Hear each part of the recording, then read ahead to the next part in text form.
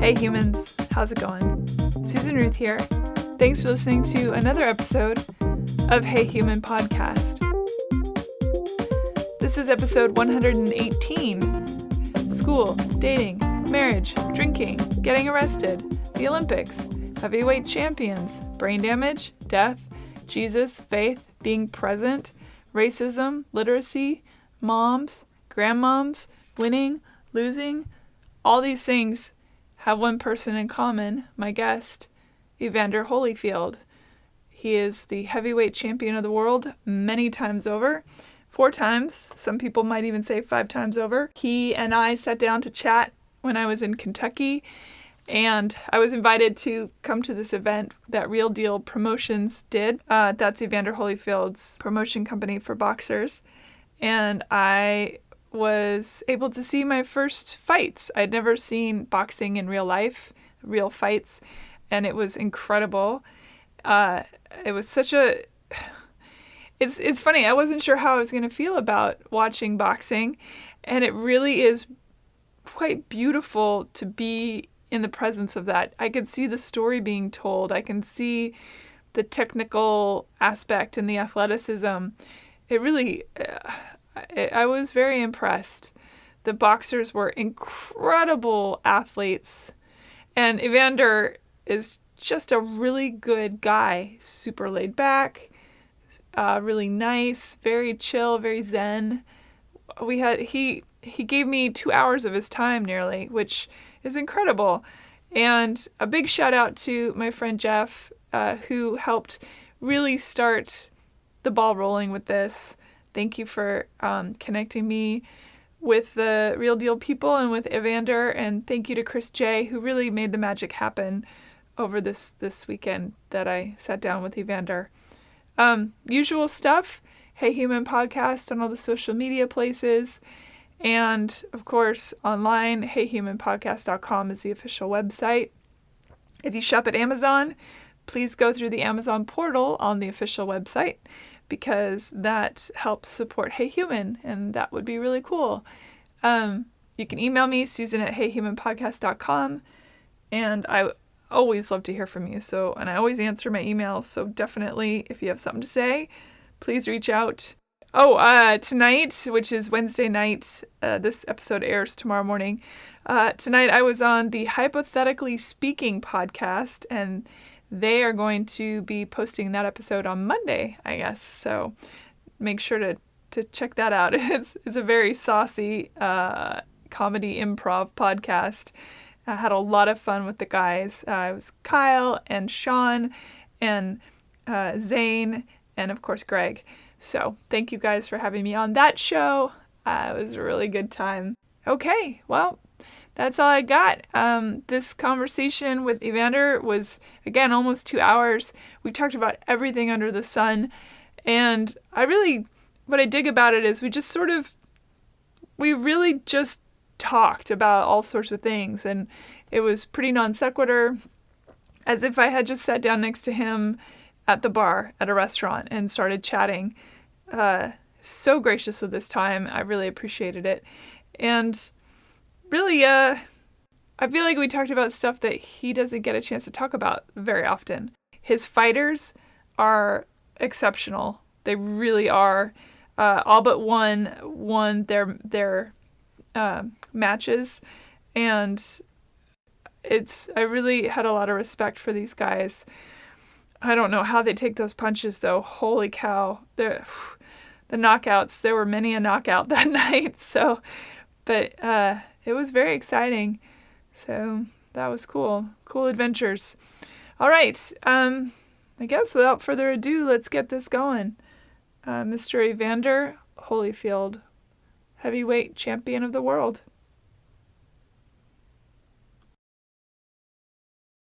Evander Holyfield, thank you for being on Hey Human. Well, thank you. So you are here for a big tournament that you put together, Real Deal Promotions. Yes. Yeah, so let's start there, and then I'm going to go backwards. Okay. What got you into deciding to shift to promoting? Well, I was thinking about what's fair for the fighters. Mm-hmm. And if you are pretty much a coach you can't coach everybody. You can't coach them against each other like that. And I kind of felt that at the age, I was at the time 48, 49, that I don't need no more enemies. So I knew if my guy beat that guy, they ain't gonna like me no more. That guy used to be a fan, used to watch me.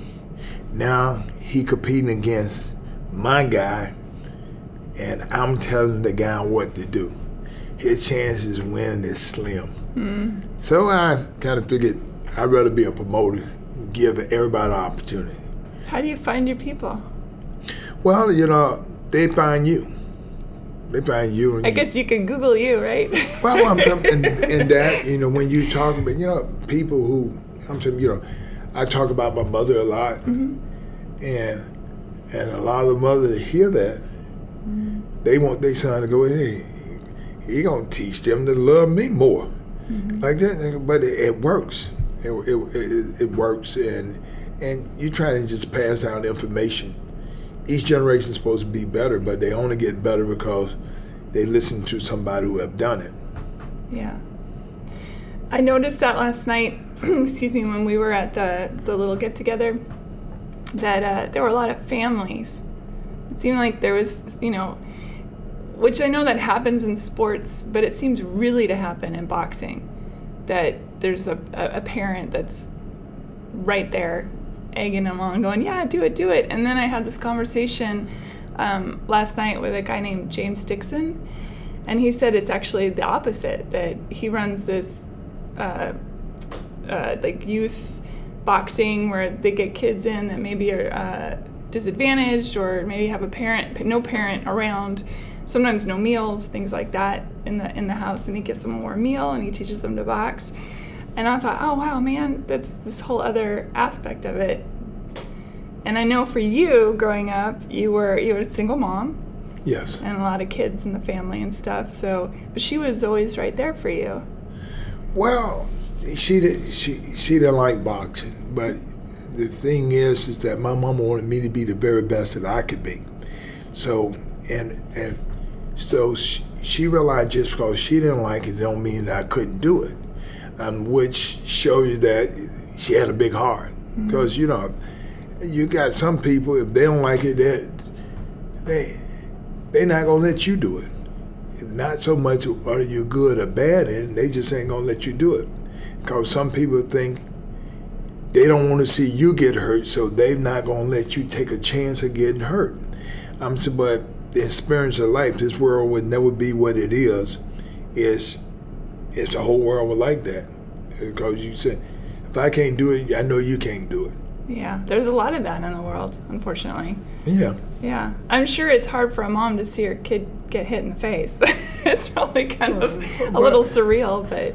Well, I'm telling you, it could be hard. My own thing is, it's a lot of things, like with me, and just as a man, and not being a woman, my first thought when I became an adult, I don't want no girls. Because I didn't want no girl, because I see all the things that men trying to do. And so, so if you don't want your daughter to get hurt, so what you gonna tell? Oh, you stay away from them guys. No, but she got to know somebody. Because she got to know a person like myself. I'm a father. I'm not gonna hurt him, but I'm a father. But as a kid and how I grew up and what everybody thought was fun. Oh, touch the girl, and you got a lot of whooping touching the girl, but it was worse. You say, like that. And but the whole big thing is that you find out in life, it's not like it was something fun. It was just like, if I can get her attention, what kind of way can I get attention? So anything that you do to irritate her, make her, you get the thing, she got to know I like her. Yeah. This is the reason why I do it. Because if she ignored me, then I won't talk to her at all. Right. I think that is a misunderstanding that boys have, that think that if they're annoying, that will make the girls like them. And then girls are taught, of course, that, oh, he's being mean to you because he likes you, which is so messed up. It's a terrible way to go through your life thinking, oh, if a man is bad to me, that's love. That's so backwards. Well, wait, you're right. And you get caught up in that because I remember when I get these 3 whoopings a day. So my grandmama was trying to help me. Because my grandmama said, when I get hit, she get hit. Because she said she was my heart. So my grandmama started going over. She said, I always get in trouble in the morning because when they wake me up, they startle me and it make me mad. And so my mama had to give me a whooping before I go to school, just calm me down. I said, she tore my behind up when I was a kid. I said, now that's the whole big thing. My mama caught me in everything. I said, I remember telling my grandmama, I think mama whooping me for something, for nothing. My grandma said, well then, okay then, just stop everything wrong, just see what's gonna happen. Then all of a sudden, I ain't getting no whooping no more. I ain't got no whooping no more. Until I turned 18. God, dog. And she had to climb on a chair. Got me at 19. But what happened in the school, my mama told me, said, you're big enough to pass a lick, you're big enough to take one. So don't hit nobody if you don't want them to hit you. So my mama said, if anybody hit you, you hit them back. So every day in school, the girl would hit me. Oh no. And she hit me and she'll run. And so my grandmama said, where does she run to? I said, she run up there by the teacher. He said, what do you do? I run up there to hit her, and the teacher called me a coward, said, cause you chasing girl. I said, but she hit me in the head with a pencil. And so my grandmama said, but did it hurt? I said, well, no. I said, but mama said, if you're big enough to pass a lick, you're big enough to take a lick. Then my grandmama told me, she said, you know what the Bible said, don't you? Revenge is the Lord. They always catch the second person. So this is where you always get in trouble. So all of a sudden, so she said, if it don't hurt, then don't chase her. So the girl hit me in the head with a pencil. I found out it didn't hurt, so I didn't chase her. So she ended up leaving me alone because I stopped chasing her. So because you ain't really, it take 2 to tango. That's right. So I didn't. My grandmama said, but I asked grandmama, how can somebody like me hit me on the head with a pencil? They know I don't like it. So it's amazing in life. These are the same little things that you have to tell your kids. Yeah. Because, I remember I used to pull this girl hair all the time. And she never did look around. So I knew she ain't like me because she ain't look around. I was like, I did it for a whole 2 weeks. You pull it. I wouldn't pull it hard. Just, how you let somebody know you because you say, stop, you gonna smile and all that. She egged me. She didn't even look around. So I didn't talk. Shoulder. I didn't talk to her, and it was amazing. Now about 20 years later, I see her. I go to my nephew to see him play football, and this girl, and I'll go. And I told her, I said, I used to pull you, and she said, yeah, you stop. I said, because you ignored me. I said, that mean that you ain't like me at all. She said, really? I said, yeah. I said, but that's it. It was like, when somebody ignore you, that mean that they don't want to be bothered you for real. They don't want to be bothered. I said, so? I said, I never did pull it hard. I was just letting you know that I was pulling. That you were there. I'm here. I'm behind you. She even looked. So did your grandma and your mom together raise you up, or was it? Both. Okay. Both. Were you all in the same house? Yes. Yeah. Yes. Wow, that's some strong female influence. Yeah. I wouldn't be who I am as a wife of both of them. Mm-hmm. Then my brothers and sisters, because my brothers and sisters, the reason why they were so important, because they were the extra eyes. So that means that when they go, I know that they'll tell my mom on me. So, which kept me from cursing. Because, and that's like, when your mama ain't around, you look and you start cursing. And you like that. But because my brothers and sisters around, that I could never say it when I really wanted to say it. Where are you in the birth order? I'm the last. Oh no! I'm the last. Baby. Hell yeah, I was the baby. I'm the baby too. I remember I learned the word bastard, and I said it to my big brother, and he washed my mouth out with soap. My parents were nowhere. He chased me down and stuck ivory soap in my mouth. Oh my goodness, I got that done before too. Terrible. It's hard to be a kid. There a long I know. time. It's terrible. Yeah. So, okay, you started life in Alabama. I know a little bit about your backstory, but I didn't want to dive too deep because it's more interesting learning with everybody as they listen. I'm learning too, But I know you were born in Alabama and then you moved to Atlanta. Was the first amount of, was it 12 years you were in? 4 years. Oh, you were only there for 4? Yes. Okay, so there's probably not a lot of memories of being there. Well, yeah, what I guess the thing is that we must have stayed at a tin roof because when the rain hit it, you hear the tinkle, tinkle, yeah. Yeah, and I remember tornado season, and when tornado season, we prayed more. Yeah. Was your family really religious? I would. Well, religion may not be the word but we prayed and we went to church. Yeah. And religion is just what you believe in. And like we believe in Jesus, we believe in God, and that's what we did, and eventually all that we left. Yeah. And then so you go to Atlanta, and why boxing was at the Boys and Girls Club, which I read about that you spent time there, and that was really great. And that there was a woman that did your membership for the first year. And I mean, that's stuff that people can Google, so they can learn all about that. But why boxing? Why was that the thing? You're clearly an athletic build. Were you a small or big kid? Well, I was a little kid. When I called myself, I was a late bloomer. I was a late bloomer too. I was late bloomer.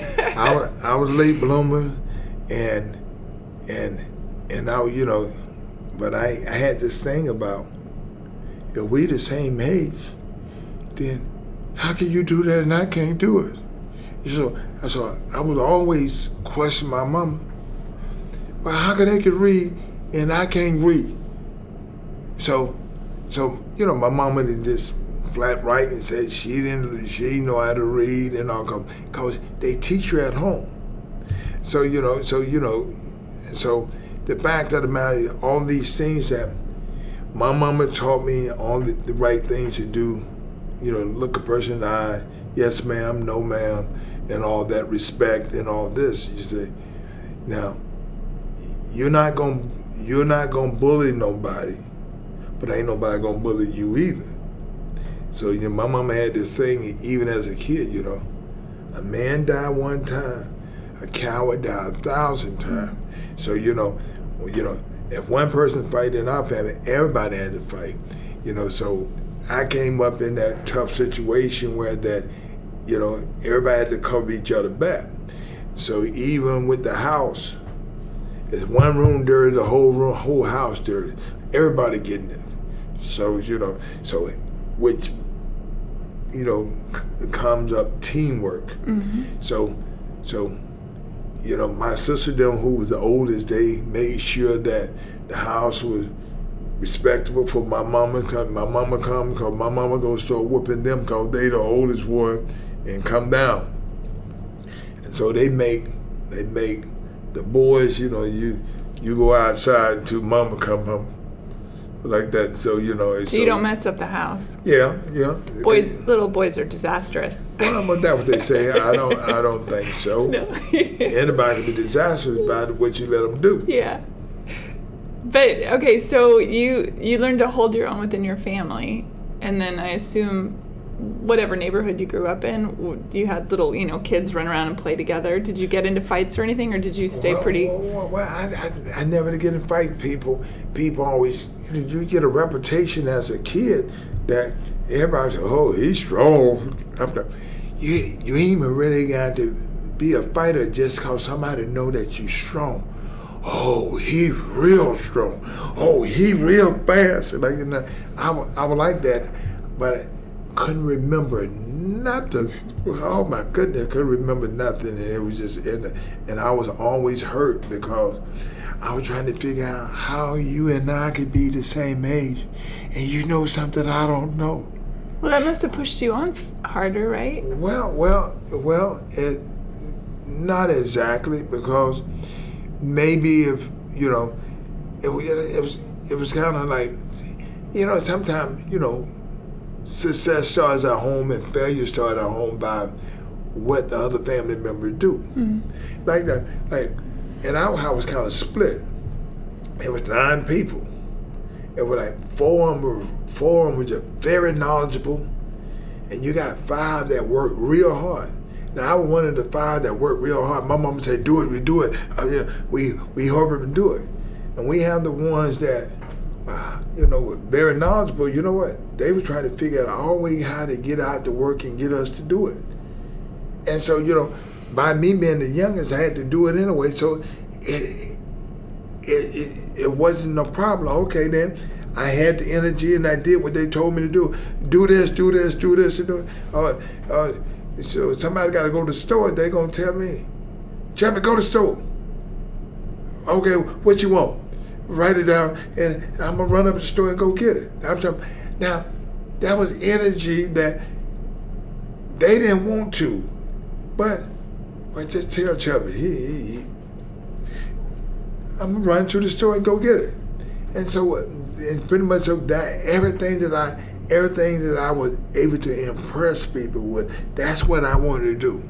You were a people pleaser, it sounds like. Well, yes, but whatever you call it, but this is what I did. Yeah. My own thing, I like making people happy. So how does that figure in if you get into, as a young boy, when you started boxing, and you get into a ring, somebody's not going to be happy, whether it's you or the other person. So right? Because somebody wins and somebody loses. Well, yes, but I'm telling you, when I was, I came up in a very competitive family. I'm telling you, as a kid, we played dodgeball and all this and stuff like that. And so we was the biggest family because we had 9. So everybody started crying when we had to go in the house because when the street light come on, we got to go. And so we take our ball and we take everything. We're going out. We still have fun in the house because we play cards and all these different games. So, that's the reason it was fun for me. All my whole life as a kid was just a lot of fun because, we was the fun in every community we ever lived in because we had the brothers and the sisters. Yeah, I love big families. My best friend Ellen, she's a big family, and there's nothing better for me. She always thinks I'm crazy because I want to go to all the family stuff. She's like, well, you could come, but it's going to be loud. And I was like, I love that so much. Because my brothers are so much older than I am that it was sort of like being an only child at points, I love the big family atmosphere. It's a lot of fun. But that's what I liked about it. Everything was fun, even though they beat the daylights out of me and everything.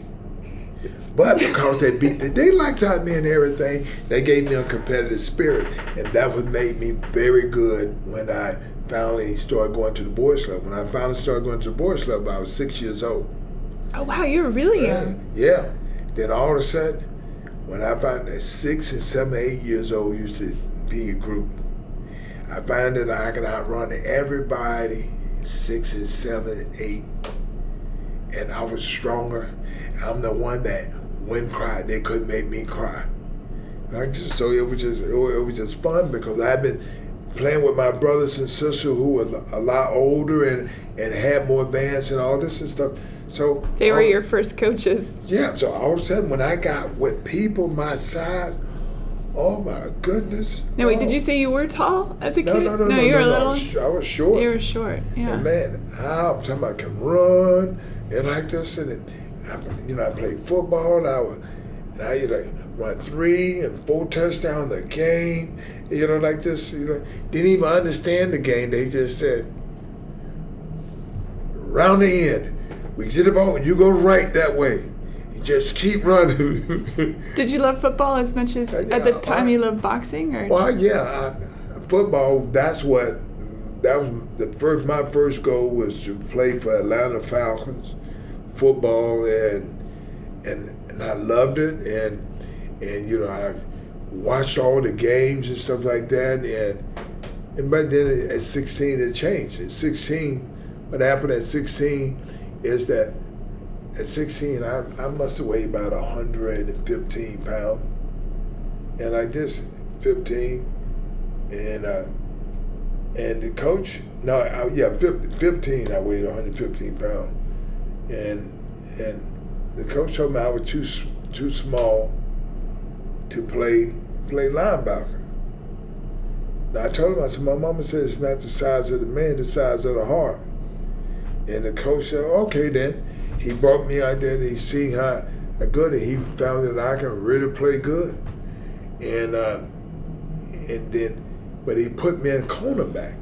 I didn't know what cornerback was. I played it just like you play linebacker. They hike the ball, I run up there to make the tackle. And the coach told me that wasn't the right way that ain't the way to play that position. I told him I didn't ask to play cornerback. And he put me on the bench. And I didn't get to go in nothing.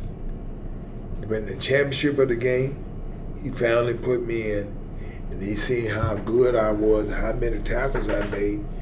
Then he started talking about, God, I can't believe y'all let this little guy outwork y'all. Then all of a sudden, he asked me, was I coming back next year? I said, no, sir. He said, why? I said, my mama said I ain't have to come back. He said, you just gonna quit? I said, no. I said, I'm gonna make the Olympic team. And I'm gonna be the heavyweight champion of the world. He said, you too little. He told me I was too little. And you know what? I made the Olympic team. And I became the heavyweight champion of the world. A few times over. and he wasn't a coach then. Now, when I became the world champion, he was the principal of the school. So he would have me come and speak to the kids, and I would talk about how that he tells everybody that I'm the world champion because of him. He said, because if I would have let him play football, he would have been a great football player. And he said, but I thought he was too small. He said, and he let the kids know. He said, he told me his mama said, it's not the size of a man, it's the size of his heart. Like this, but it kind of offended me. He said it offended him at the time that I said, I was just telling what my mama said. My mama said it's the size of your heart. It's not the statue, and like that. And I guess that was the pivotal point.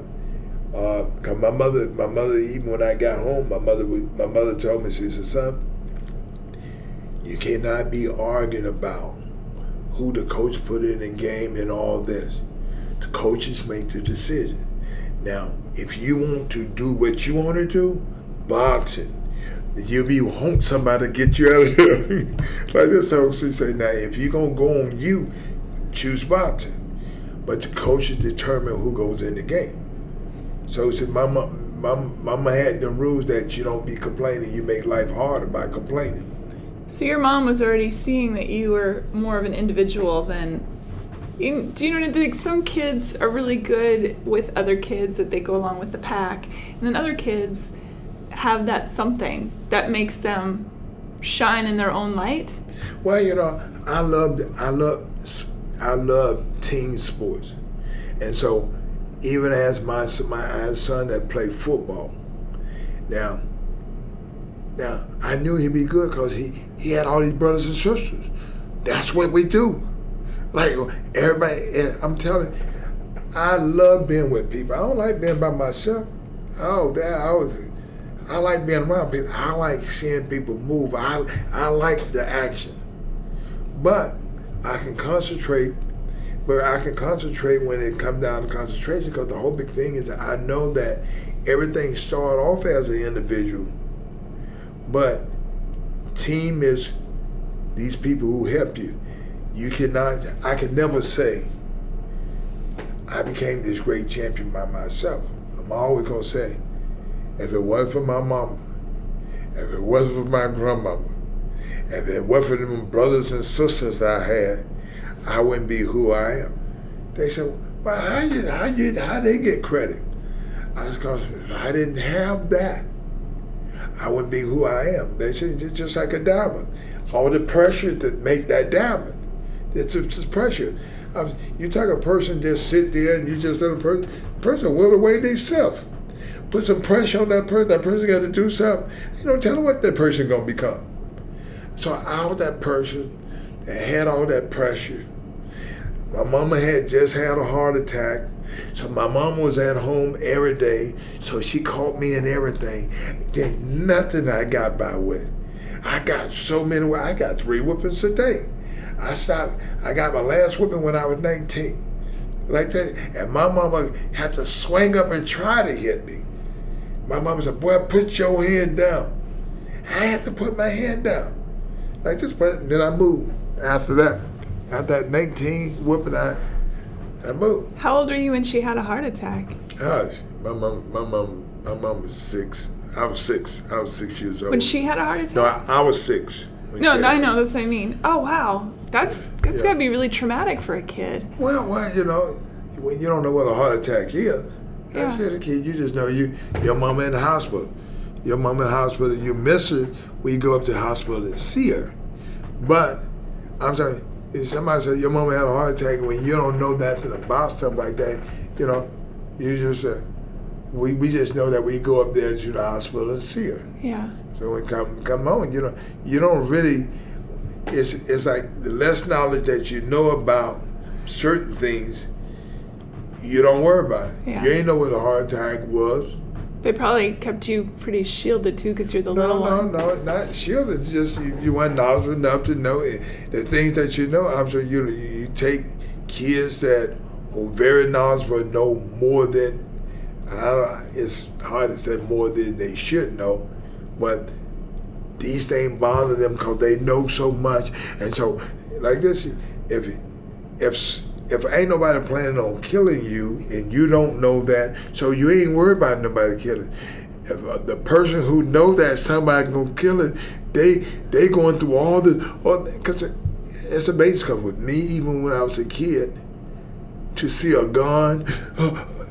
And you know, I would tell him, but we got to get out of here. That man had a gun, but not like he was trying to shoot nobody, but he did have a gun.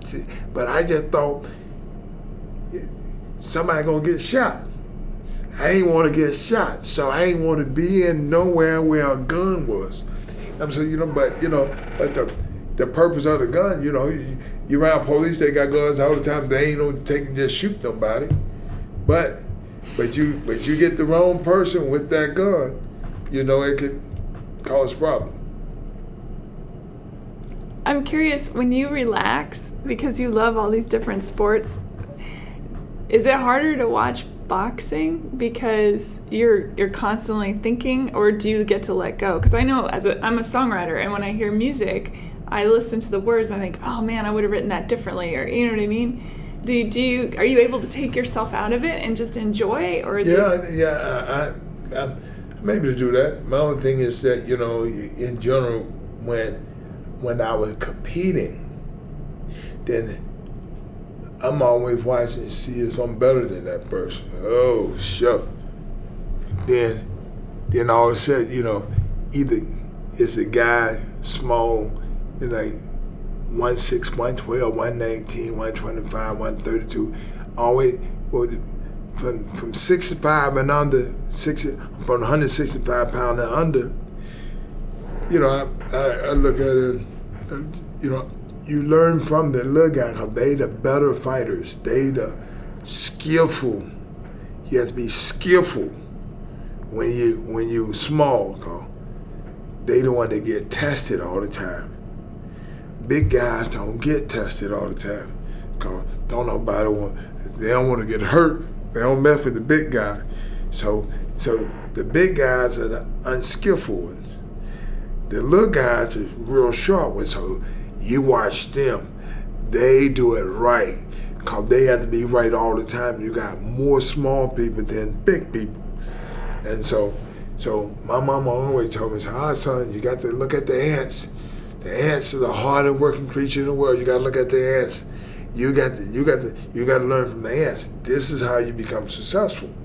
They do it on a day-to-day basis. You can't. It don't bring you. You don't get a whole year one day. Put it over here. Then you can sit around and just chow out. No, ants each and every day. Hard they have workers. to do that thing. Hard workers. So my mama always said, you got to watch the small people. You want to know how to be good. They always ready. When did you have a sneaking suspicion that you were a champion? Well, is there a moment like a light bulb goes off, or is it just sort of a long, steady progression of getting to that spot? It's just a long time. The whole big thing is, my mama had 3 things: listen, follow direction, and don't quit. These 3 things will lead you into championship. And you know how long it took me? 20 years. But if they would have told me it took 20 years, I would say, I don't want to do that. I wouldn't have did it. Because when somebody tell you it's going to take 20 years, man, just because somebody said 20 years, as a kid, your mind, your thinking ain't never that long. But what happened, the immediate goals that you do. My first coach said, the first championship you want to be is the boys club champion. Really? He said, yeah. You win this fight, you the boys club champion. Okay. I hit the guy one time, the guy started crying. I win the fight, I'm the boys club champ. Already the champ, first fight, boys club champ. Like this, cause you're 65 pounds, I'm the boys club champ. And so, from that point on, it go on and on and on. Then I become the junior Olympic champion, and like this and stuff like that. And so then all of a sudden, here you are. Then you're fighting for the Olympics. It's like this: junior Olympics goes into the Olympics. Yeah. Yeah, but you got the age group like 12, 13, 14, 15, 16, 17. Then I made the Olympic team when I was 21. But the earlier you can start at 17 though. Well, it took me until I was 21 to do it. You kept going. Yep. Didn't give up. Right. I wish your mom had written a book. I would love to read that book. She sounds very inspirational.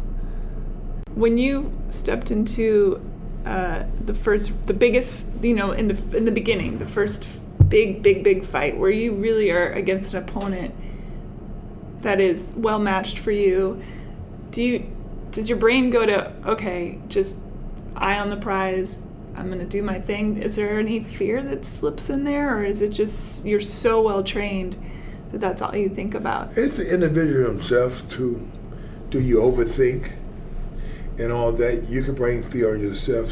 Just start thinking I was Christian. I would like with me, when as a kid, once when I beat this guy named Cecil Collins when I was 13 years old by saying, "Please Jesus help me." That's all I used to say. Please Jesus help me. I said that right there to the age of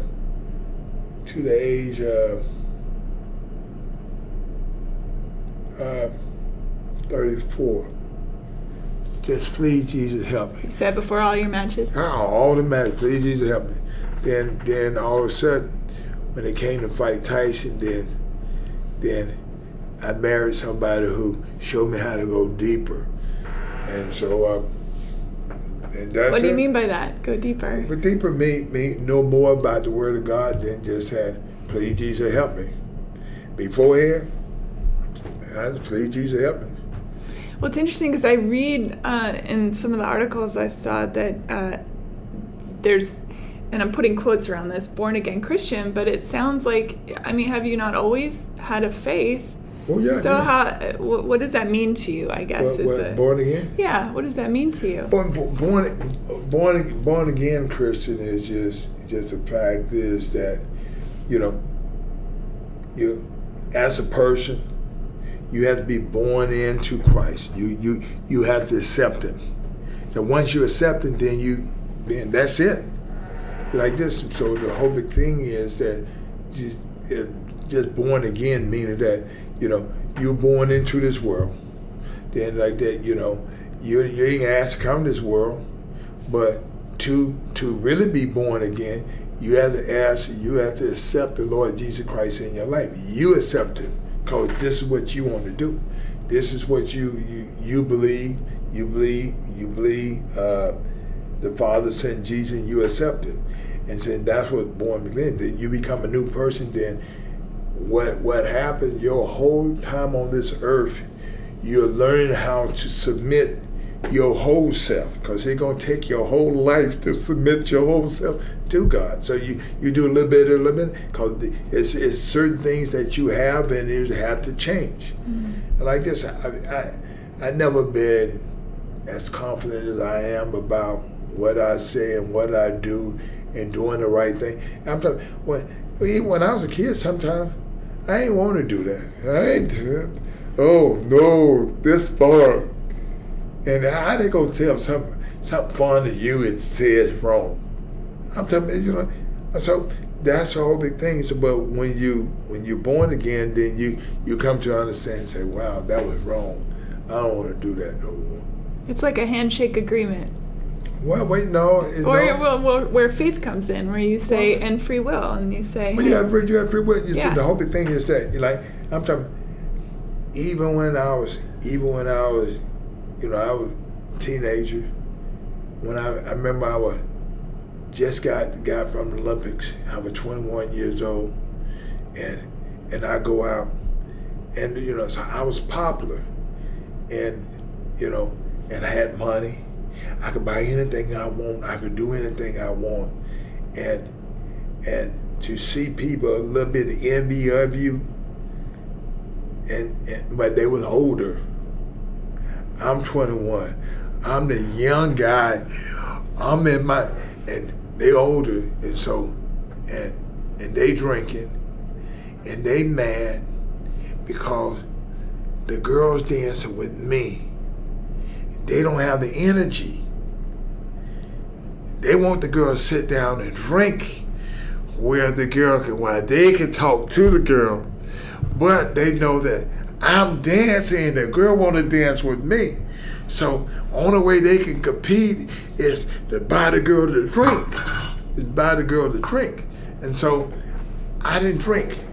So I ain't drink. So so anytime I see a girl drink, I'm gonna pull away. No, because my own thing. I didn't want the girl to drink, because my mother drank, and like this, and I just know anytime something went bad, when my mama drink, and when my mama drink, she said what she wanted to say, like this. So I didn't like nobody to drink. So anytime a girl drinks something, that's it. Mm-hmm. That's the cutoff. Mm-hmm. I ain't talking to her no more. Mm-hmm. And which came bad because I realized that, and so I started dating a girl. Found out that I said, well, you're not gonna talk to me because I'm gonna drink something. I said, yeah. She said, and so what they got to do? Why would you not talk to me? I said, I found out that she drink and she don't get drunk. She know when to stop. So the whole big thing, somehow you just think the worst end and that, but you got to put up with this person who don't control their situation. And so that's just like, it's just like, I get angry, but my anger don't take over me. I don't cuss people out. I don't jump on people. I don't grab their neck, and I don't threaten people. So it's the same thing. So she tells me, she said, okay, if you get mad, but you gonna start jumping me, start beating me up? I said, no, I wouldn't do that. She said, well, just like I'm gonna drink, but I'm not gonna get drunk and all this and stuff. And so it made common sense that it's how you handle your situation and stuff like that. So I learned a lot by just being skelly. Anytime somebody drink, I go, oh shit, let me get away from this person. You know, but you find that, but then you got a lot of people, you got more people who can't control it than people who can control it. Like that, so you know, so you just got to find the right person. It's interesting because somebody like you who could beat the living tar out of somebody, right, you're very subdued. You have your countenance is very calming, which is so ironic, obviously, because of what you did for your career. So somewhere, and I know that there are some fighters you read about where they're pretty hot-headed and such. How did were you just always naturally very chilled out? Because there's a very peaceful being around you. Is that something you've always had, or did you develop that? Well, I think it's development, because if I would have, you know, if the company you keep, that, you know, my mama always talked about that company that you keep, you know, and even the Bible tell you, like, look, you know, don't set yourself with wrong people. You start acting like this, you know. It's just like, if you and I are friends, we friends because it's something that you do I like. It's something I do, and it's something I do that you like. So we start blending. We start blending. Then all of a sudden, so what are these things, good or bad and stuff? We start doing it. So if you start screaming at me and stuff like this and stuff, and I'm like, my God, dog. But I keep saying that, then all of a sudden, then I start screaming back with you. Then all of a sudden, I find myself screaming, but sometimes I ain't even want to scream, because all of a sudden, it's rubbing off on me. Like this is so my other thing. I never been aggressive, because my mama said, son, think about it now. I was a girl too. Now, don't do nothing to nobody you don't want them to do to me. Like this and stuff, and I knew that now, because I was like, because a lot of time I was with my mama, and she said the ugly words to her boyfriend, and he didn't do nothing. I used to pray for my mama, because I said, Grandma, I would pray. I said, Lord, please don't let this man hit my mama, because my mama's saying all this stuff like she can beat him. I'm so glad that I never seen a man hit my mama and all this, but my mama said some terrible words to them and all that, and they didn't, which is one of the reasons why I don't hit no lady. I mean, my mama had a foul mouth, and it seemed like majority of the women I choose to have foul mouth. They bring it back the same way, and I don't, I don't have that thing, because I always think about, I ain't want nobody to hit my mama, and so everybody got mamas. When a kid realized he don't want nobody to touch his mama, and like that, so but it's the mother's job then to come back and say, all right, tell the boy, don't you be hitting them girls now. Now, my mama, she didn't get hit, but she told her, don't do that, son. Don't let them talk you into hitting them now. You're really in trouble. Did you ever see anyone hit your mom? Huh? No. Oh, that's good. No, she was just telling me. Yeah. She said, but my mama would say things.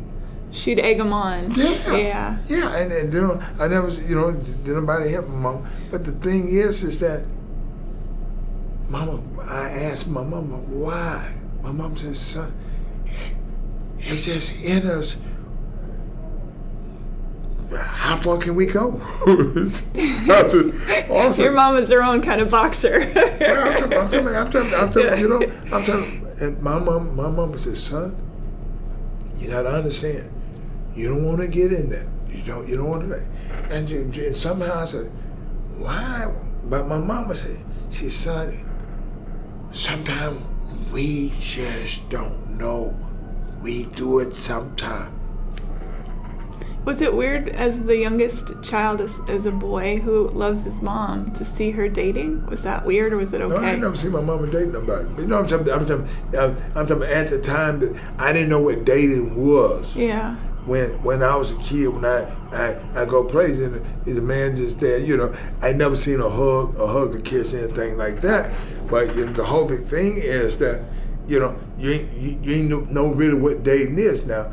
Now, when I turned 17 and 18, it's amazing that I see somebody to look at my mama, you know, it's like, you know, they go, oh, what's wrong with him?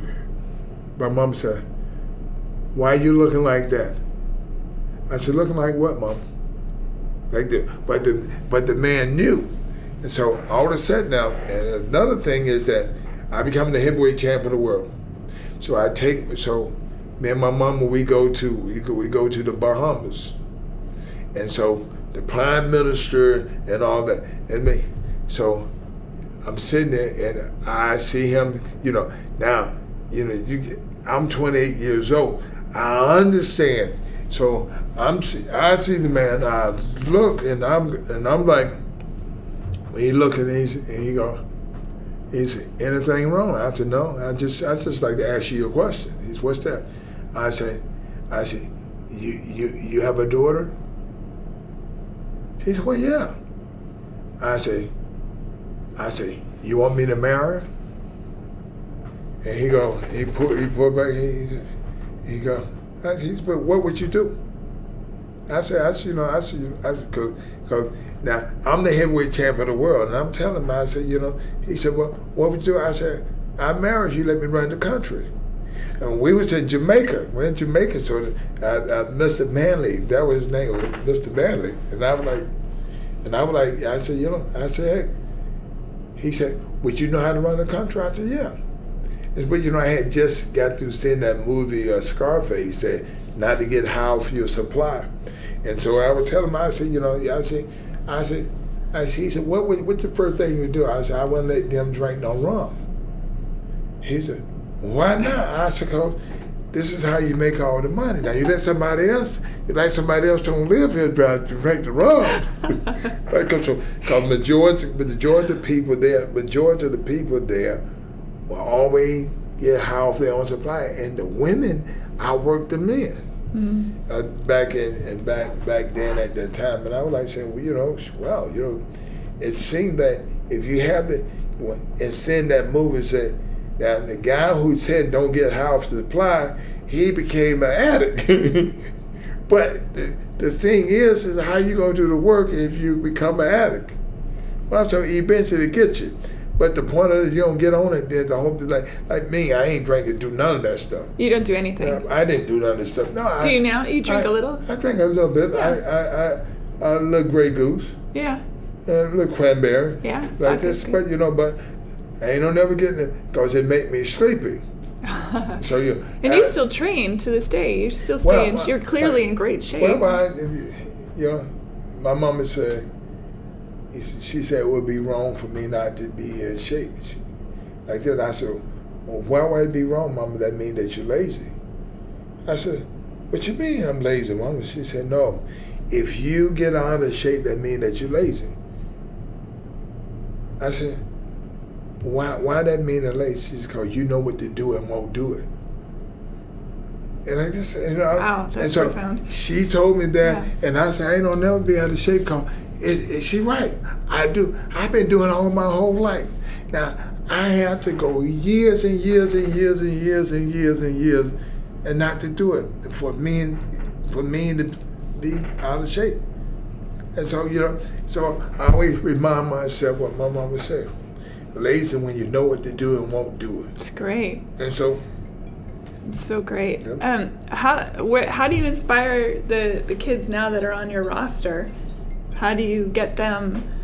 I mean, obviously they already have a love of what they're doing, a love of the sport. You can see it in their eyes. They're very excited and on fire for it. But what do you do to get them even more so? How do you create a champion? Well, number knowledge, passing knowledge down. I wanted to be like Ali. Mm-hmm. And so my coach said, okay then. He said, but until you can tell me, he said, don't you drop your hand unless you can tell me the reason why Ali dropped his hand. Like this. So Ali dropped his hand because he was so quick as he had his hands up. The guy, it gonna be hard for him here to hit the guy. But if he put his hand down like this so the guy will swing at him, he was quick enough to hit them. Mm-hmm. But if both of them had their hand like this, the other guy wasn't gonna swing. So Ali didn't have the punching power, but he had quick hands and he had the reach. So the thing is when you know the purpose, that it's a purpose for everything that you do. It will be more than just it look good. Like this. So my whole thing, I will hold my hand like this because I know I'm gonna roll off my shoulder, but I'm gonna catch him with that uppercut. And somebody said, well, you had your hand down. Well, I had like this because to hit me, you got to go over my shoulder, but like this. But you got to step up. When you step up, I'm gonna catch you with that uppercut. And like that. So it's an art to the game, the things you do. And a lot of times people think, oh, you trying to look good. It may look good, but you understand what shot you can get hit with and what shot you cannot get hit with. Yeah. Yeah. Do you worry about the brain injury stuff for the kids or for you or for, any of that? Because I know that's really big in the news, and how the getting hit, what it does, and. Well, the things that they saying are true. I had a lot of teachers, telling me, oh, Evander, you do that terrible sport. Oh, you go get your teeth knocked out.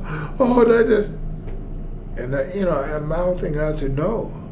I said, anything, I'm gonna be knocking somebody else's teeth out. I said, but I'm not gonna get mine knocked out. I'm telling you, it's just sometimes people have these negative thoughts about it's a competitive sport and stuff like that. So the whole big thing in living right, meaning that you will eat the proper food and all this. Because most people, they always blame injuries on that somebody had to hit you in the head and all this. You start getting sick from the inside for your intake, what type of food, what you do you go to sleep, do you rest, and do your body recover? I'm saying, I got hit a lot of times, but I'm telling your body recover when you do the proper thing to it. Mm-hmm. You eat the proper foods and all this. And I think that a lot of times people concerned is every time it's a concern, it's concerned by somebody that's poor. How do you mean? Well, I mean that when you poor, so you're gonna do all the tough stuff because you poor. People who really wealthy, they gonna try to talk their son out of not doing that rough stuff. But that's what living is really about. But people, oh, I don't want my son to play no football. You can get your head scrambled in football. Well, yeah, anything that you do in life, you can get your like this. But if the health, for as health wise, if you do the proper thing health wise, I'm telling you, you'll limit a lot of stuff. But I tell people, I say, you get hit. I say, yeah, I got hit. Yeah, but I said, not that I got hit on purpose. I ain't put my head out there to hit me, and the guy just happened to be fast enough to get me. I said, but I hit more people than they hit me, though. Like this is, but nutrition wise, I eat the proper food. I understand that you got to eat, you got to rest, you got to do the proper thing. You can't. My own thing is like telling people, you can't be drinking and doing this, acting like that's just like driving and drinking. I'm telling you, your chance of hitting something gonna be greater. And your reflex and stuff like that. Oh, but you feel good. Oh yeah, well you driving that way kind of makes you feel that everything. Okay, then you get in a situation, somebody stop in front of you. Some things happen. Not that it was planned, but they do happen, and your reflex is not as quick as that time. You get hurt. But the same thing in boxing. But boxing is a sport where they trying to hit you. They ain't trying to hit you. But the whole thing is that you only get hit when you don't do the right thing. You want to move the heads. You don't move and you get hit. So the whole big thing is that, so if you eating the right food, taking the right food, but I think the biggest part for me that I knew that everything gonna be all right with me, because I believe what the Word of God said. If you read the Word of God and you speak it out, these are things that are healing you now. Like I get up in the morning, I have my confession. I read this, I speak these things out because I believe it. That's really I speak it out. I speak the existing words into the air to what it's going to be for me. That I'm going to have a good life, a healthy life, and all this. And so I speak it up. So this is what I do. I do it every morning. This is what I tell my kids. I say, you got to speak it out. I said, anything that you're trying to do, I said, think about it as a kid. Anytime you're trying to do something, you're trying to concentrate. I'm going to do it. I'm going to do it. I'm going to do it. I'm going to do it. And you talking into it. You speak it into existence. And so the whole big thing is speaking into existence is a part of life. And this about health and all that. When people get older, they don't take no more chance. Ain't nothing like people when they get older, they get scary. And so they don't exercise no more, so they start losing their balance and all that. More that you exercise, more you're familiar. You're like this and stuff. It's just like, when you stop, everything else stops. When you stop living, you start dying. Oh, that's what I'm saying. Oh, you start telling yourself, oh, I'm old. No. That's my own thing. I don't look like I'm old. I'm just. It's people born every day, but somebody got to give them the information. That everybody say, people always tell me, man, you really look good. I said, well, what do we do? I read the Word of God. I don't expect nothing different. I ain't looking for nobody to do nothing for me. I can do things myself. I take care of myself. I exercise. I do all that. But once you stop all these great things, then everything stops. You stopped it first. So that's the whole thing. How your age, it ain't about age. And my thing is that, I can't compete with these guys here, but I get with my own group of people. We compete. I'm not, because I love to dance. But today with the young generation, I don't want to dance with them. I don't dance somebody where we just do 2 pops. So we ain't jumping doing 3. I ain't trying to do that. It's just some things I ain't trying to do, but it's all right. I know I don't want to do that. Not that I can't do it. I don't want to do it. It's just some dances that some of the dances is just vulgar dancing, and I'm kind of like saying, you know what? Think about it. My mom was sitting me dance like that. What would she would have did? Sorry. My mama would have got me for some of them dances I would have did like that. But so now I get to thinking, I wouldn't want nobody to tell my kid they see me dancing like that.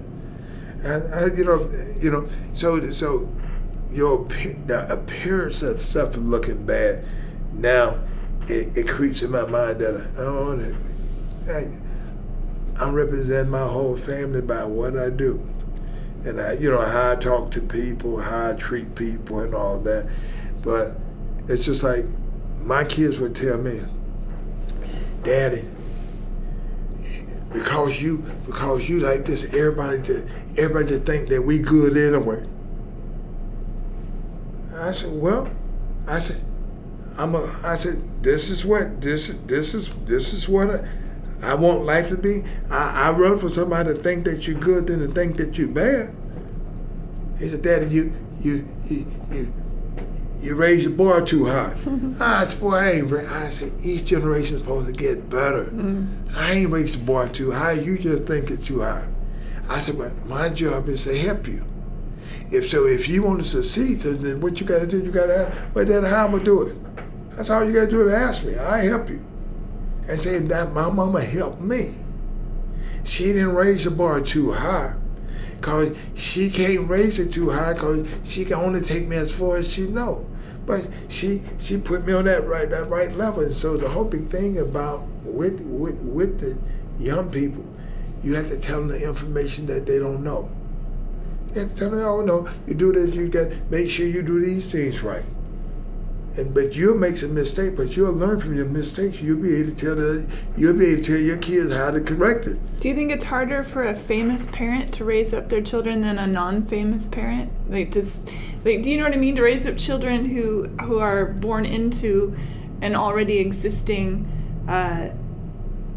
kingdom versus, a family that's being raised up where they're really struggling and trying to get by. And well, I think it's the same. You do? I think the same. The things that my mom was telling me, she said, listen, follow direction, and don't quit. You can remember those three things, can't you? Listen, follow direction, don't quit. These three things that get you to what success is. This about everything. So ain't nothing like, now all of a sudden, you know what? I learned to box real well. You know what? I started just doing things just like boxing. Oh, okay, then, what did you do? Okay. When I know how to do something, I know how to do it. Okay, then, I stay in this lane right here. I do this real well. Now, if I apply this to every little thing that I want to get better, now I get better. What it is? Because this is everything worth having, you do it first. You don't do it last. Oh, no. You do it first. You do it first. Oh, no, shoot. I get up in the morning. I'm like, so everybody say, man, when he got in the ring, instantly, everything just started kicking. He reacted, his hand just go like this. I don't do it so much. Muscle memory. I still wake up early in the morning. I read the Word of God, then I get into what other things I'm going to do.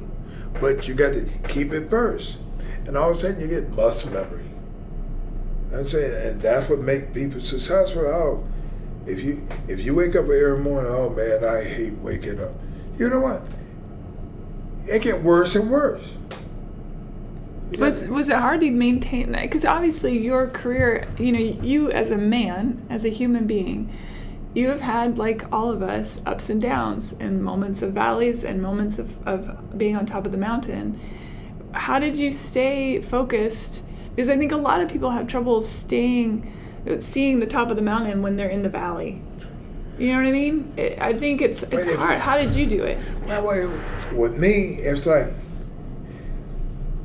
when I came up, you have to think about, here you are as a kid. You have a kid? Mm-mm. Okay.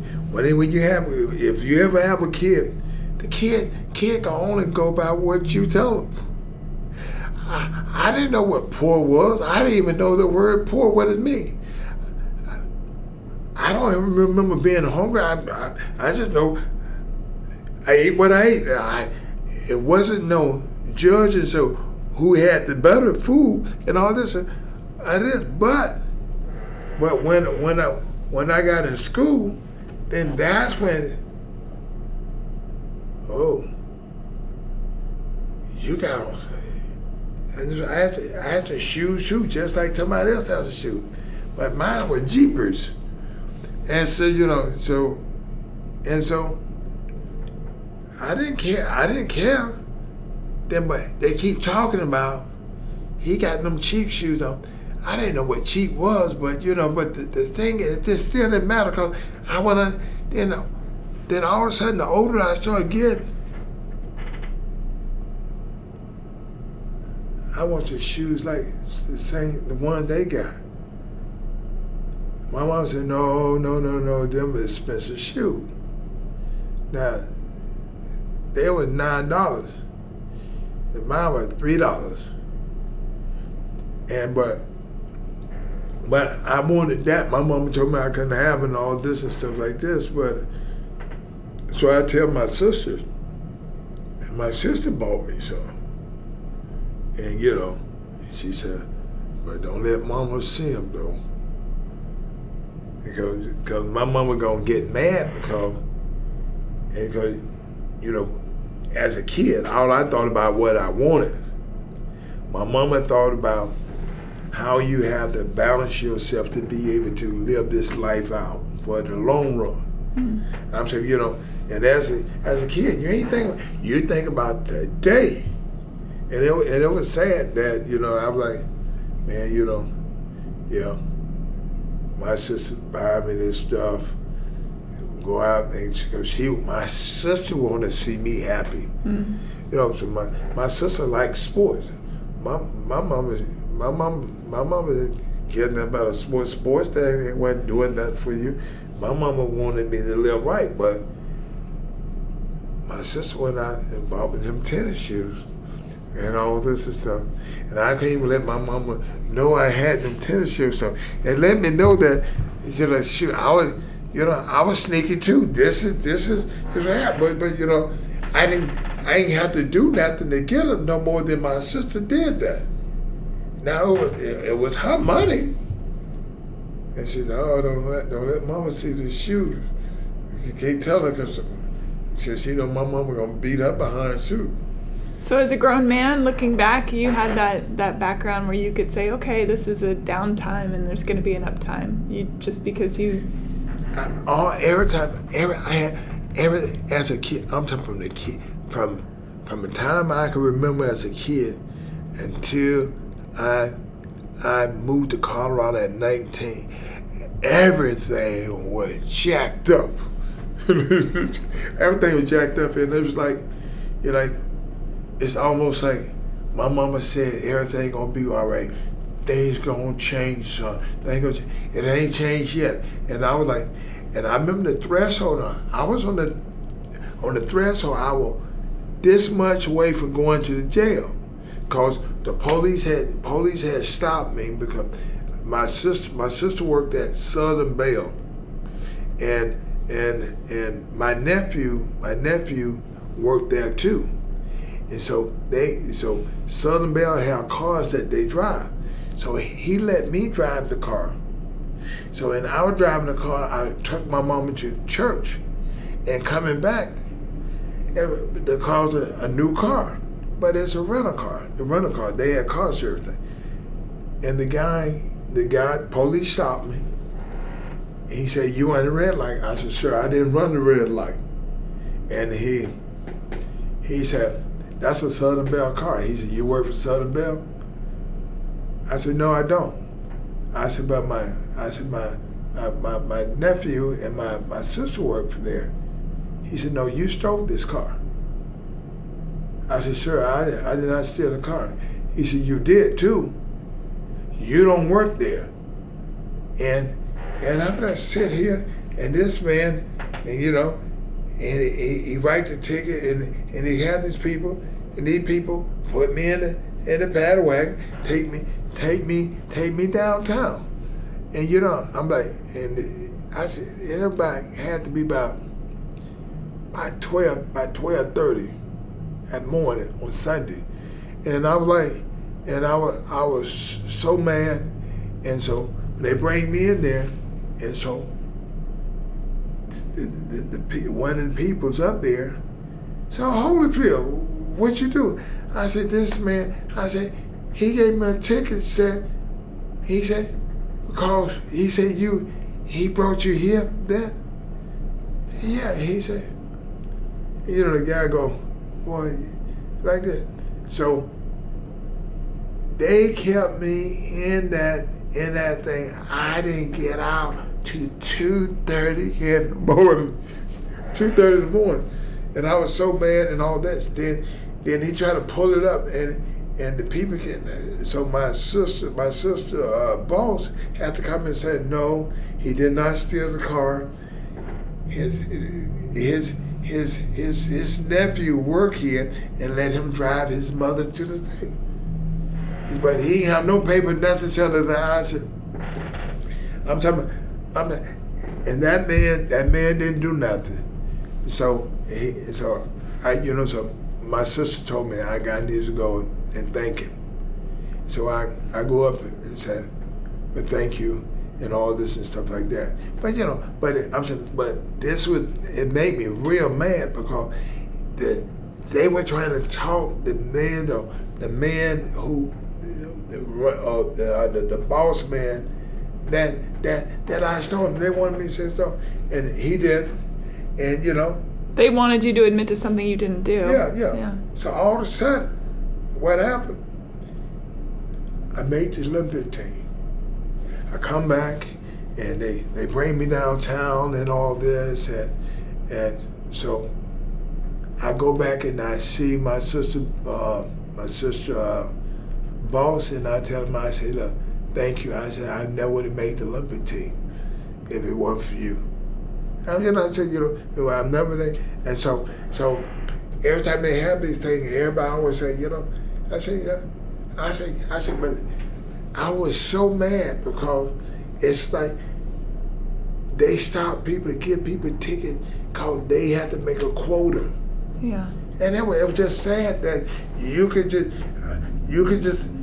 be in a poor neighborhood. He knew that I wasn't able to afford that car, which probably about $12,000 at that time, but I could afford it.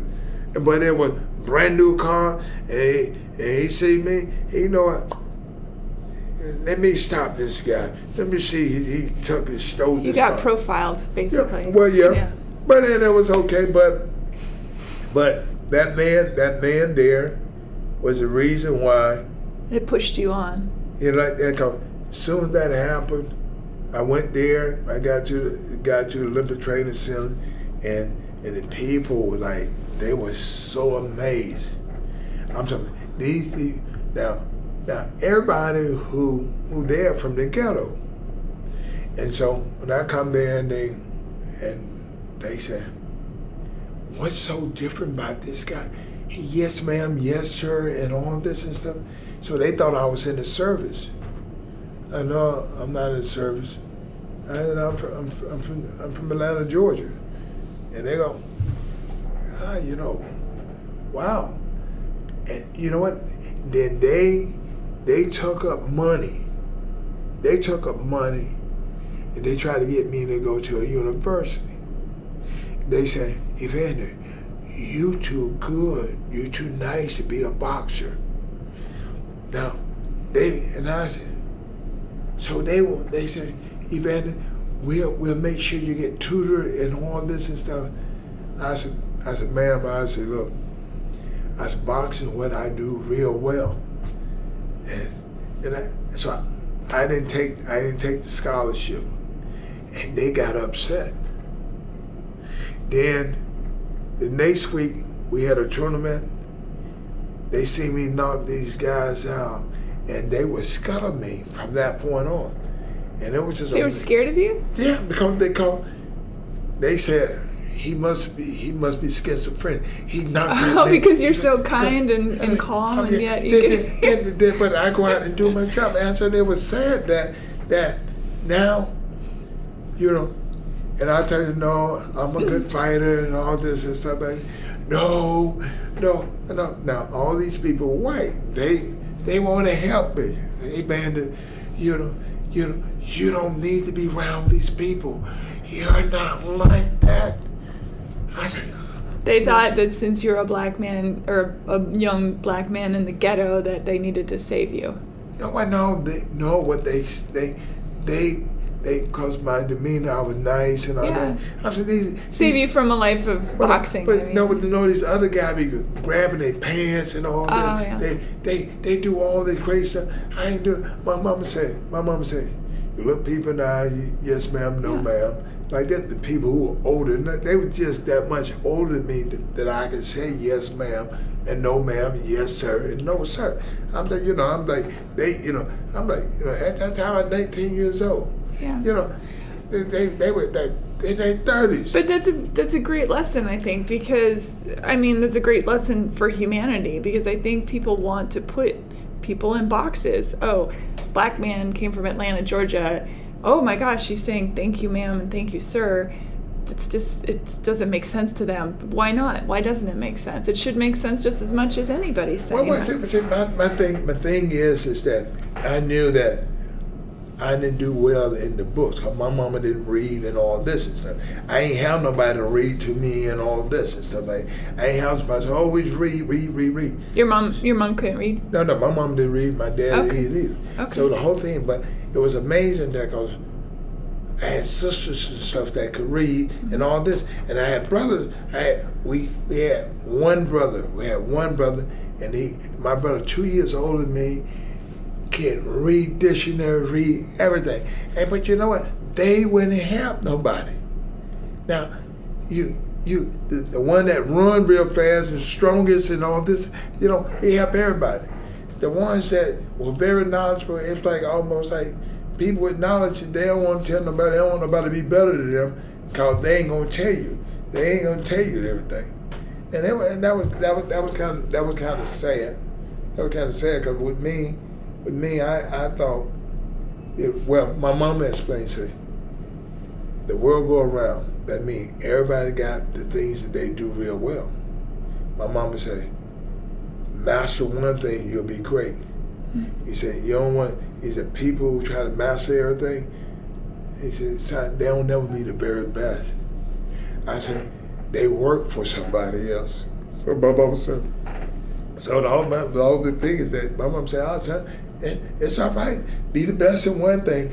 This is what you do. You do it, and all that. When it all comes down to everybody want to talk to you, and it is odd because anywhere I go in the world, I'm the only full-time heavyweight champion in the world. I'm saying records are meant to be broken. I'm saying one day it'll be broken, and so and maybe I may be gone by then, but. Either way it go, it's like you're the best. When everybody said, people would ask me about Ali. They said you want to be like Ali. I said, yeah. I said, but my mama told me you just want to be a champ like him. You don't want to be the person that he is. You just want to be a champ just like him. Like this. I said, well, they asked me, did I want to, Evander, do you want to break his record? I told them no. They said, why? I said, because I would have to lose. I said, I ain't planning on losing. I said, so when my career ended, they said, I thought you want to plan on breaking the records. I said, I wasn't. I said, do you know how strong you have to be the 4-time? I said, I'm the 4-time. I said, see, if I'm planning on losing, that means that I have to lose a fight just to come back and try to win. So you ain't really winning. You set this thing up. But you know what? I didn't never want to lose. Because I told them, they said, why you ain't want to lose? I said, I want to break Rocket Monster out of record. And like that, they said, I think he was undefeated. He had all of them knockouts. So the whole big thing, I said, but I kept reading the Bible, and the Bible said, the person who make all the mistakes is because God knew that everybody was gonna make mistakes. He said, but the one that overcome the mistake is the one gonna be able to help more people. So even when the devil think he got you, then you come out of it. They say, why? Because God is good. He gave me another chance. So our glory to God is that He loved us so much that He gave us another chance. As long as you want a chance, He'll give you another one. You just got to want it. And so the only way you're gonna want it because you believe it. So that's my whole big thing. Two people say, "Oh, I'm Evander." I said, people say, "You just talk about your losses like that." I said, "No, they ain't loss. Loss is when you quit." I didn't quit. I said, so I had setbacks, but look at all them setbacks and see how I came back every time. I said, that's it.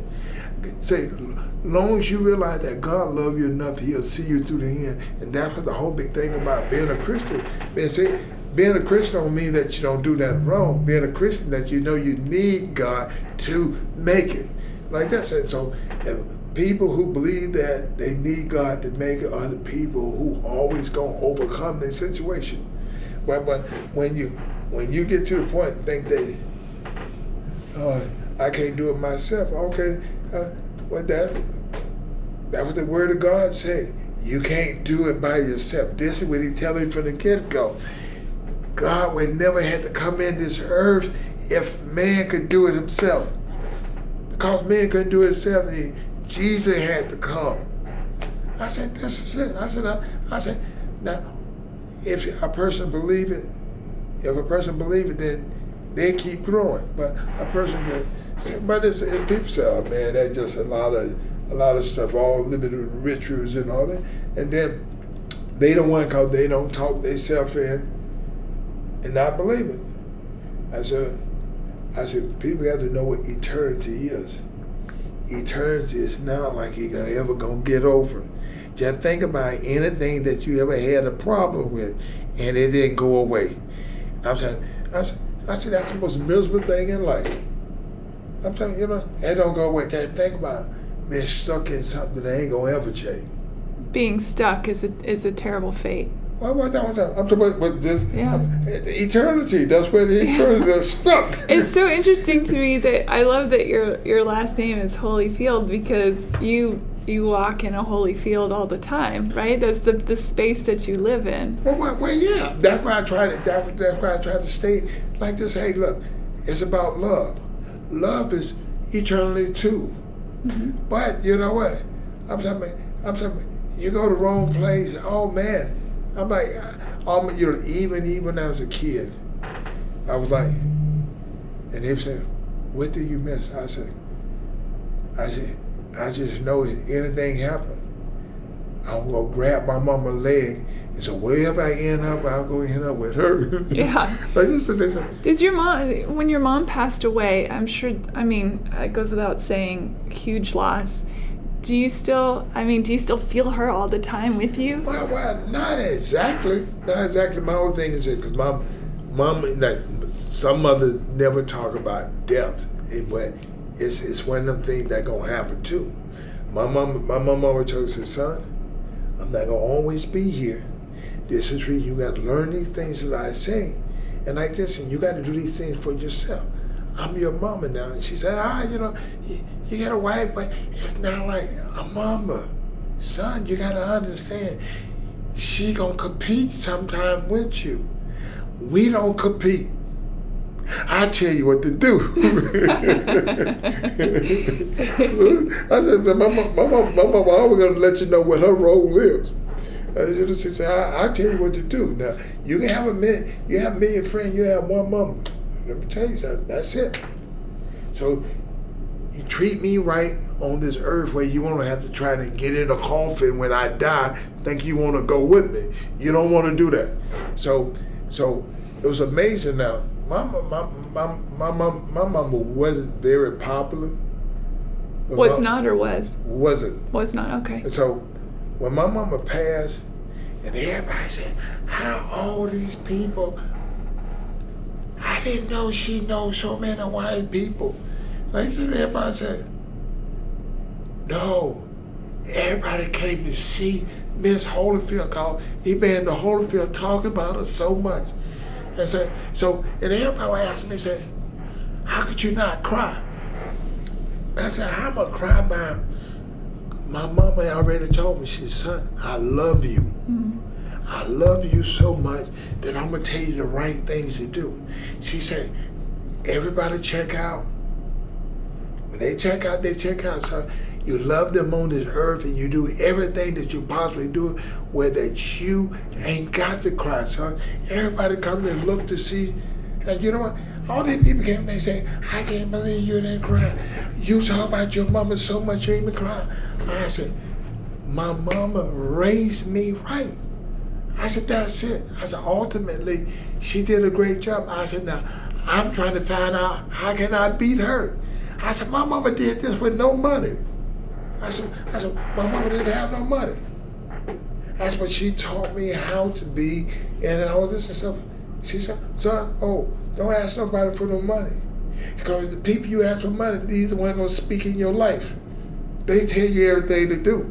Oh, no. And he said, don't ask nobody for no money. That's it. Don't ask for no money. She said, your favorite word going to be no thank you. No thank you. Like I said, because when you say no thank you, you control your situation. You don't owe anyone anything. That's what I'm saying. You never love. You kick the love out on them. Yeah. Like this, and my mama brought me that way and stuff like this, and my own thing, and everybody. I said, look, I'm trying to tell you. I said she had a 6th grade education. I said. So they said, so what upset you? I said, because I think about all the mothers of my kid, how educated they were, and all this, and I thought that, we gonna really do it. I said, a lot of selfishness, self-centered, competing. I got them. I chose them because they had something I didn't have. I ain't know that they gonna sit here and brag about all that. I know I'm a fighter. I can beat them. I don't never talk about fighting and all this, but they always trying to for negative to show that they control me. I said, ain't that sad? See, the thing is that I felt that now my mama didn't have an education and all that. Wow, what if she would have had the book and could write that stuff down and all that? Oh, it would have been great. Then, so I chose a lady who had mouth and could put that stuff down on paper, and they go, oh my goodness, it didn't work that way. I said, God damn it. No. Education does not a heart make. But education is a part of life. It is, and it's great for if you can have an education, so be it. But it doesn't take away from. I think having a soul and a heart and a kindness outweighs. I've met a lot of very smart people who weren't very nice, is what I'm saying. Well, not that much, but that was saying, but they didn't come from the person who you had to teach both of them. Yeah. You want to teach the whole big thing. Like with me, I want to make sure my kids make it to heaven. That's what I want to do. Look, we gonna do this thing to get it to heaven because this short period of time here on this earth, whether it's 75 years or 120 years, ain't nothing but like that. That's right. But eternally is what you're building this thing for. And so the Bible tells you how this thing is. So it's about faith and confidence and all that.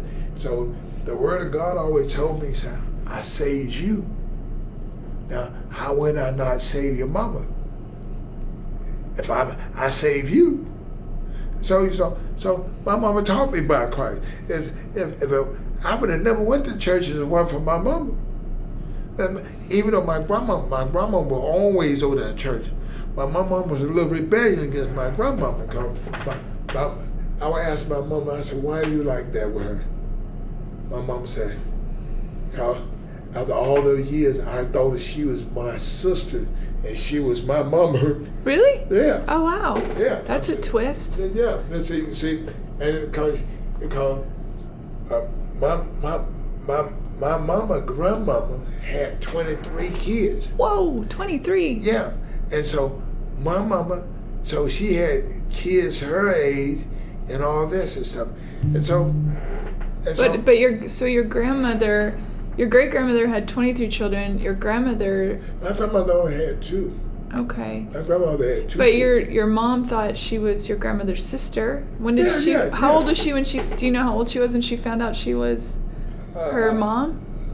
13. Oh wow, that would be a lot to take on to understand. Yeah, because you know the thing. And you see your sister, and she gone all the time. she gone out of time. And so, you know, and so my mom was mad. So Yeah. my mom was real mad with her. My mom like so they Indian. So my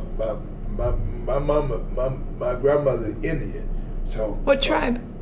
Cherokee. Cherokee. Okay. Yeah. That explains your great cheekbones. Yeah. So and all this stuff. So my mama was really mad and all that. She had to overcome. So my grandmama, now all my whole life, my grandmama was old. Like this. So my grandmama like she would let me pop my fingers and all that too. Now, after all the so my mama started telling me how great a dancer she was. She loved dancing. That's the dancer of her thing. So the whole big thing is that well, we couldn't pop our finger or nothing like that. So my mama let her dance, and my grandma would be mad, and so you know she gonna pinch us later. She gonna pinch us. She grabbed it, pinched that thing like that. Ow! Grandmama said, and my mom said, "What you howling about, boy?" My grandmama said. That's wonderful. Well, I'm really excited for tonight because I've never been to a boxing match in my whole life. So, and you have your big event, and that's really cool. How long have you been doing the Real Deal promotions, doing all that? 2 years. 2 years, so it's a baby. Yep. Okay, and it's growing, and Yep. Yeah, Yep. And you've got some outstanding fighters. Yep. It's exciting. Yeah, they got to go through that same walk that I go through over and over again, wishing their life away. Cause you know, it's amazing. They ain't looking at they wishing life, but I used to say, "Oh, I'll be glad this thing be over with." I didn't know I was wishing my life away. What do you mean by that? How do you mean? Your heart beating fast. They got to fight today. All of them guys thinking about how it gonna be. They just want to get it over. Oh yeah. So you're wishing your life away. Right. So now, I find this out when I was on my way to Russia. I was getting ready to fight Russia, and I was like, man,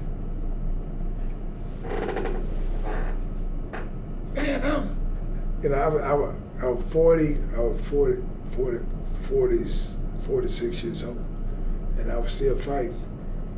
I wasn't in Russia. It was another place. I was getting ready to fight this guy. He was 7'2". He weighed 316, and I weighed. No, he weighed 318, and I weighed 218. And you're what, 6'2", 6'3"? 6'2" and a half. Yeah. And so he got me about 100 pounds, and you know, I was like, but I know I was gonna beat him. I said, I'm a tad behind up in there. Everybody, didn't nobody believe it. They said, they showing your old films and to make him look real good. And so they were showing all my old fights and stuff like this, and put it on TV where everybody said, God, man, he gonna be fighting Holyfield. But this reporter, they had this older reporter, about 65 years old, and he would complain and say, you shouldn't be in there. You're not what you used to be, and all this and stuff. And I said, how old are you, sir? He said, I'm 64 years old. I said, you still riding, right? He said, yeah. I said, you're not what you used to be. Like this. He said, then what are you going to do? I said, no. I said, I can't tell you. He said, why? I said, because you're going to write it down. I said, and the guy going to read it. I said, this is how y'all used to get me. I said, I got a hold of that. He said, like that. So I fight the guy. They didn't give me the decision, but I beat him. And so everybody know that. They say, Evander beat that man 11 rounds out of 12. They didn't even get. But, we fighting and we weren't even fighting in this country. We were fighting in some part of Europe. And they gave it to him. I actually supposed to be the oldest heavyweight champion. I actually supposed to be the oldest one. Like that, and everybody tell you, they said, you go look it up. Evander, the guy's got named Valuewell. You go look it up, and everybody said, how in the world they take that fight for? I beat him. Because everybody said, how in the world you gonna beat that big old guy? I said, he got back problems, he got all these problems. I can tell the way he walk and all this. I beat him. I won the fight. And when the fight was over, he even did like that. Mm. And they got a decision, and everybody said, how in the world can they do that? But this is what happened. Mm-hmm. And so people ask me, how do you feel about that? They robbed you of that thing. I said, well, I'm still the only 4-time heavyweight champion in the world. I said, now, I could be manager. I should have been 5. I said, but I really ain't worried about 5. I said, being the oldest heavyweight champion in the world, would have been good enough. I said, but I'm not. You know, what's interesting though is when I was doing a little research, there are people that call you 5-time. So there are people that still say that you are 5. If that makes you feel any better. Well, my thing, like my whole thing it's like with me, it's like with me, it's a reality. Everything don't go your way, but it's still all right. Yeah. And so everybody get caught up and remember the terrible thing that caused them to feel bad. This should have happened. But you're alive and everything all right. And some things just wasn't meant to be. But if it wasn't meant to be, cool. It's okay. Your life's still great, like that. So this is the outlook. One thing I tell people, I say, look, I'm not gonna ever let this steal my joy. So it's up to you to hold your joy, and that's what life is really about. The joy. How are you gonna help the next generation? And I used to think about, because I remember time, I want to be better than anybody in the world, and the whole wide world. I ain't want them. Then more than I got older and started growing into it, I said, that is kind of really selfish when you don't want nobody to break your record. You want the whole world to get you a standstill. Now think about it. Everybody who broke the first time to do something, if the world stopped for them, we would be nowhere. And so I started saying, wow, Lord, okay, let it grow. Gotta just think about it. Mm-hmm. Everybody just want to think about themselves. I'm the first one who did this. Just think of the world to be frozen up. Mm-hmm. Can't move. I think it's so important to help people up and to be there for the next generation. Yeah. I mean, that's the legacy. Yeah. More than,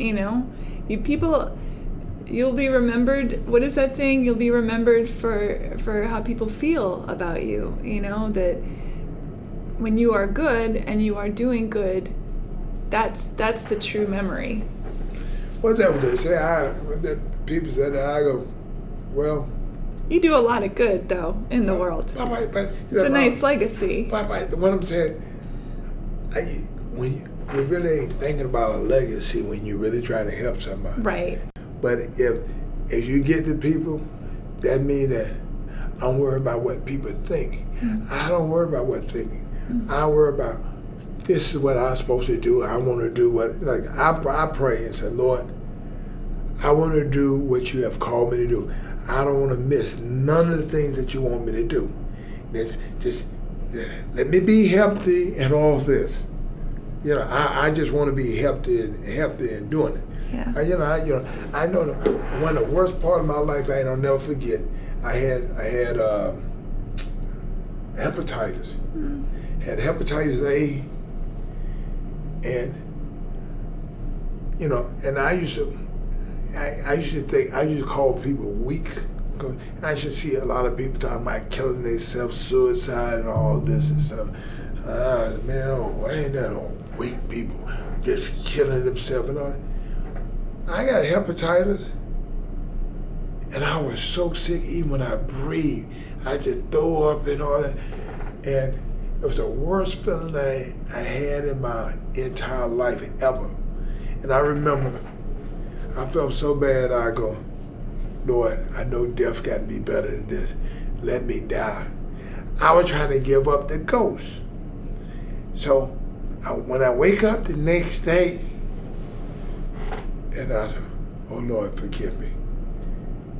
And I started thinking about, man, I ain't thinking about saving no money for my kids and all this. And I said, can you feel so bad that you don't think about nobody? Because, I know you have to give up the ghost. You have to, just like I was trying to do, you have to give up the ghost. You don't just die. You have to want to die. And I couldn't believe that. I heard myself say, Lord, I know death's got to be better than this. And so I felt so bad. So when I get up and I go, man, let me go make sure everything's right for my kids. God, can you believe that when you are in pain, you so selfish, you don't think about nobody but how you feel. Mm-hmm. And I remember I used to always say to myself, I can't believe people want to kill themselves. And then you learned so empathy weak. For that. Yeah. I realized that you'll never know what nobody's going through. That's right. Somehow, when I got that it was just hepatitis A, but it was the worst feeling I ever felt. Mm-hmm. I was like, oh, when I breathe, made me want to vomit and all, use the bathroom. I said, man, that was just terrible. And I was like, wow. But now you know that people go through their stuff. Well, but that one saying, when people going through something, I realize that when you're sick, when people ain't right, they become selfish. Everything that makes you not feel good have something to do with selfish. So I said, God.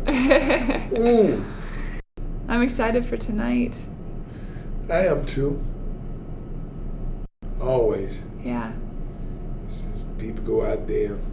It's amazing. They doing something that you don't did already. You can say, oh, no, I ain't done. All I can do is just pat you on the back. Bring it on through. You're teaching them to fish. I love it. Well, that's what I'm saying. That's the only thing, because my own thing. But as a kid, I knew I was going to have a great life. I knew I was going to have a great life. And my brothers and sisters were mad because they'll tell you that when I was a kid, I said, oh, Mama ain't going to have to worry about nothing when I get older. She going to have everything. And ever since I was 21, my mama had everything. Everybody said, how would you know? I don't know. I said, look, I just spoke it into existence. Evander, you are delightful. I don't want to take up your whole day. I could talk to you for hours, but thank you so very, very much. Thank you. Bye, everybody.